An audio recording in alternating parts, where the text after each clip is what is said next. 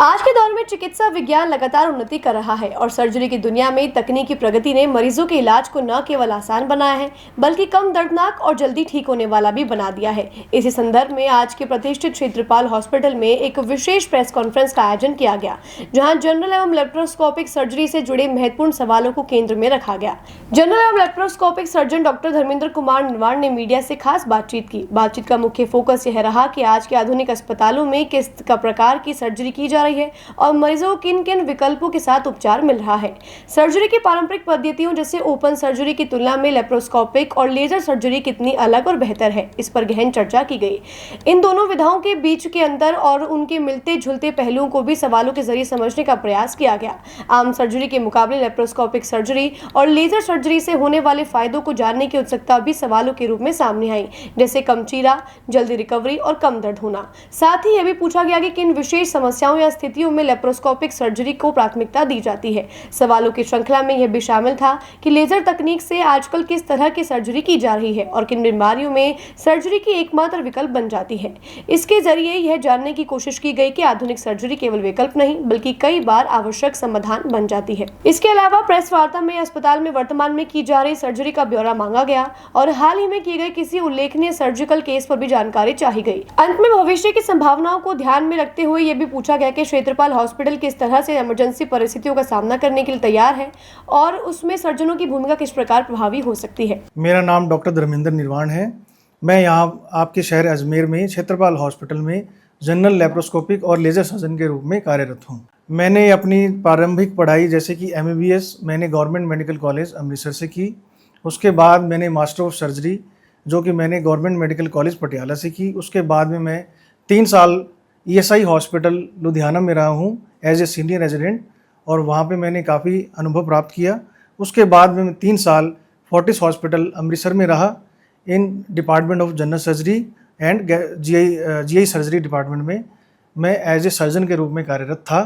उसके बाद में मैंने मिनिमल एसेस सर्जरी में फेलोशिप भी की है। हमारे यहाँ पर लगभग हर प्रकार की सर्जरी की जाती है, जैसे कि थायराइड की गांठ होगी, थायराइड के कैंसर हो गए, ब्रेस्ट की गांठ हो गई, ब्रेस्ट के कैंसर हो गए, और जैसे कि पुरुषों में स्तन का बढ़ जाना और वहाँ पे महिलाओं में जैसे कि ब्रेस्ट में पेन रहना, वहाँ पे पस का डिस्चार्ज होना, निपल डिस्चार्ज होना और अन्य समस्याएं, और जैसे कि पेट की रोग जैसे कि मेन इसमें हम बात करेंगे कि पित्त की पथरी हो गई और अपेंडिक्स की सोजिश हो गई और आंत की रुकावट होगी जैसे, और आंत की रुकावट के साथ आंत का फट जाना और आंत की गांठ भी हो सकती है जैसे कैंसर, और मल द्वार के रोग जैसे कि जिसमें हम फिशर जिसको हम संग्रहणी बोलते हैं, फिस्टुला जिसको हम भगंदर का फोड़ा बोलते हैं, और पाइल्स जिसको हम नॉर्मल भाषा में बवासीर बोलते हैं, और पाइलोनेडल साइनस, और वेरिकोस वेन्स जो कि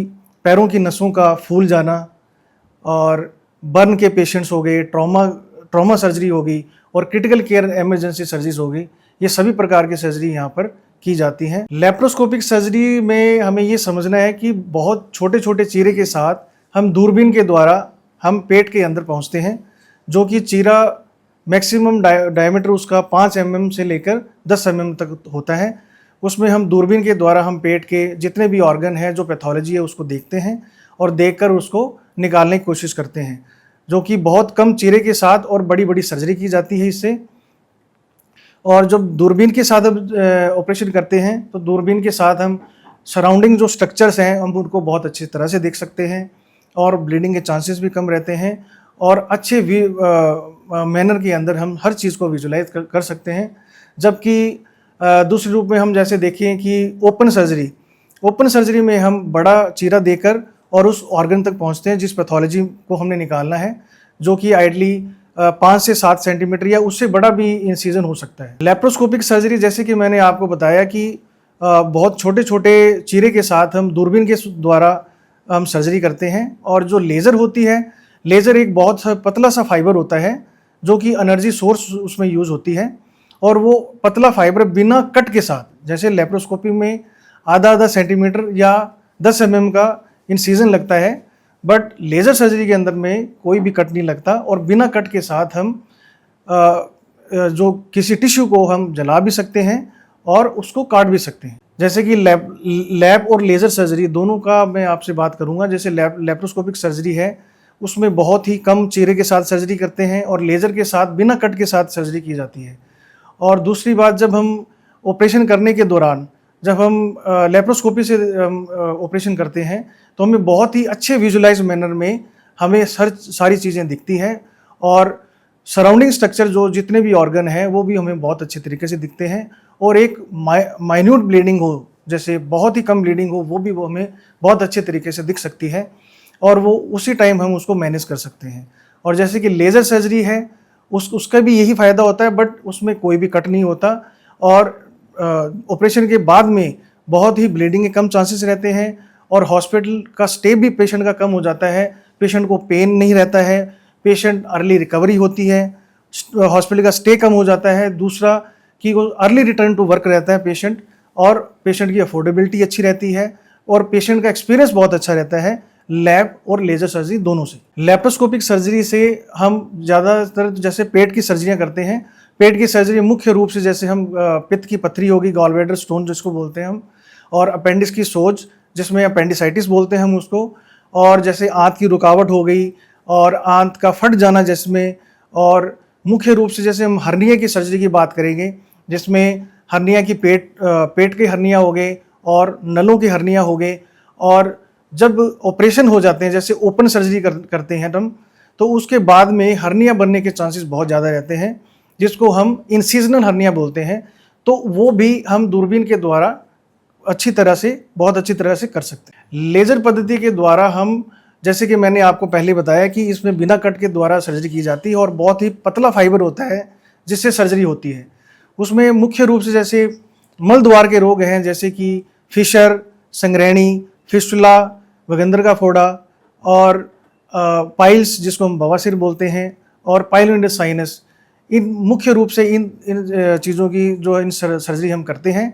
और दूसरा एक जो पैरों में कईयों की नसों फूल जाती हैं जिसको हम वेरिकोस वेन्स बोलते हैं, और वेरिकोस वेन्स में भी हम इसको पतला सा फाइबर होता है उसको इंट्रोड्यूस कर और एक एनर्जी सोर्स के रूप में इसको काम करते हैं। और एनर्जी सोर्स से हम उसको टिश्यू को जो जलाकर और काट कर और उसको बिल्कुल सड़ाकर जो है कि उसको ऑपरेट किया जा सकता है। इसमें मुख्य रूप से जैसे कि मैं पेट की सर्जरी की बात करना चाहूँगा जिसमें पित्त की पथरी है। इसमें लोगों में बड़ा मिसनोमर रहता है कि पित्त की पथरी होगी वो निकल जाएगी, और जैसे कि किडनी स्टोन का वो कंपैरिजन करते हैं कि किडनी स्टोन भी निकल जाते हैं तो ये पित्त की पथरी भी निकल जाती है, जबकि ऐसा नहीं है। पित्त की पथरी अगर एक बार बन गई है तो वो उसको निकालने के बाद भी दोबारा बन सकती है। तो इस कंडीशन में हम पित्त की पथरी जहाँ पे बन गई है तो हम पित्त को निकालना ही पड़ता है। जैसे अपेंडिक्स में सोज आ जाती है उसको भी हमें निकालना पड़ता है। जैसे पेट की आंत की हम बात करें तो उसमें कैंसर की शिकायत भी हो सकती है, उसमें फटना भी हो सकता है, उसमें आंत में रुकावट भी हो सकती है। और हर्निया की सर्जरी की बात करें हम तो हर प्रकार की हर्निया की सर्जरी करवाना ही सबसे बढ़िया चीज़ है। अभी रिसेंट ही मैंने 22 अप्रैल के आसपास मैंने ज्वाइन किया। उसके बाद में काफ़ी अच्छे और टेक्निकल चैलेंजिंग केस आए मेरे पास, जो कि उसमें एक चीज़ में मैं आपके साथ बात करना चाहता हूँ, जिसमें कि एक बायलेटरल इंग्वाइन हर्निया करके पेशेंट हमारे पास आए और जिनको मैश हर्नियोप्लास्टी, जिसमें ओपन सर्जरी पहले पेशेंट की हुई थी दोनों साइड की, और पेशेंट दोबारा लेफ्ट साइडेड इंग्वाइनल स्वेलिंग के साथ आया था जो कि इरिड्यूसिबल थी। तो हमने इन्वेस्टिगेट किया, जांच किया और हमें पता चला कि वो इरिड्यूसिबल हर्निया है। और हमने जब ऑपरेट किया, इंट्राऑपरेटिव फाइंडिंग उसकी थी कि जब हम दूरबीन के साथ गए तो एक आंत का जो बड़ा हिस्सा था, जैसे जिसको हम सिग्मोइड कोलन बोलते हैं, वो उसका एक पूरा का पूरा हिस्सा जो कि 10 से 20 सेंटीमीटर का हिस्सा वो हर्निया के अंदर चला गया था। और साथ में यूरिनी ब्लैडर जिसको हम पेशाब की थैली बोलते हैं वो भी उसके साथ में हर्निया के अंदर जो सैक के साथ बहुत चिपका पड़ा था। और ये बहुत टेक्निकल चैलेंजिंग केस था जिसको हमने बहुत ही आसानी से दूरबीन के साथ और किया, जबकि पोस्ट ऑफ डे 2 पर हमने पेशेंट को डिस्चार्ज भी किया और बहुत खुश है पेशेंट और फीडबैक बहुत अच्छा है। सर्जन की भूमिका से पहले मैं एक बात करना चाहूँगा, जैसे ट्रॉमा का पेशेंट हमारे पास आता है तो वो आइडली जो होता है कि पॉलीट्रॉमा के केसेस होते हैं। पॉलीट्रॉमा का मतलब है कि बहुत सारे ऑर्गन इन्वॉल्व होना, जैसे कि हेड इंजरी होगी, जैसे कि नेक इंजरी होगी, थोरेसिक इंजरी होगी, या कोई ब्लंट ट्रॉमा इंजरी होगी, अब्डोमेन इंजरी होगी, या कोई बोनी इंजरी होगी। उस कंडीशन में हमारे पास मल्टी डिसिप्लिनरी टीम है यहाँ पर, जिसमें कि ऑर्थोपेडिक सर्जन हो गए, जिसमें यूरो सर्जन हो गए, न्यूरो सर्जन हो गए, प्लास्टिक सर्जन है, या जैसे कि जनरल और लेप्रोस्कोपिक सर्जन है। तो ये एक मल्टी डिसिप्लिनरी टीम के द्वारा ही एक ट्रॉमा के पेशेंट को देखा जाता है और असेस किया जाता है। और उसमें प्राइमरी असेसमेंट में हम पेशेंट को जब देखते हैं तो उसमें मुख्य रूप से उसकी एयर भी मेंटेन करना होता है, ब्रीदिंग मेंटेन करनी होती है, सर्कुलेशन मेंटेन करना होता है और डिसेबिलिटी देखी जाती है। उसके बाद में पेशेंट को सब एक्सपोज कर और उसकी हर चीज़ से इंजरी देखी जाती है, कहाँ कहाँ इंजरी है। उसके बाद में सेकेंडरी सर्वे के अंदर हम उसका पेशेंट का जीसीएस देखते हैं, जिसको हम ग्लासगो गोमा स्केल बोलते हैं कि पेशेंट की कितना होश में है।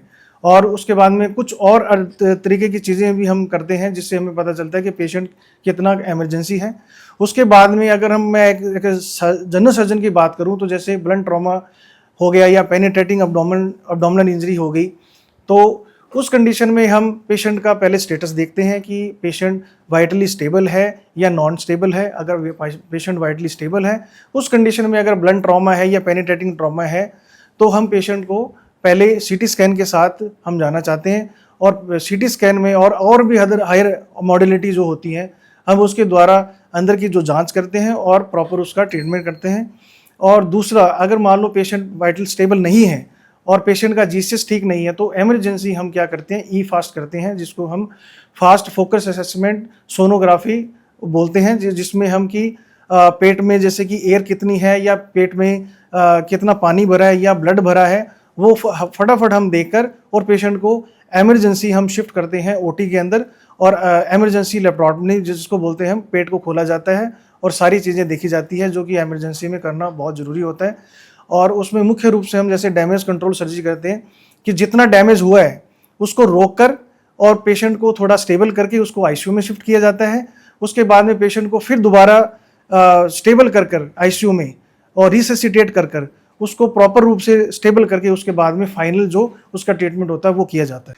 क्षेत्रपाल हॉस्पिटल में मैं यहाँ पर मंडे टू सैटरडे 10 से 5 में उपलब्ध हूँ यहाँ पर, और आप कभी भी आकर बातचीत कर सकते हैं और अपनी जो भी प्रॉब्लम है उसका निदान पा सकते हैं।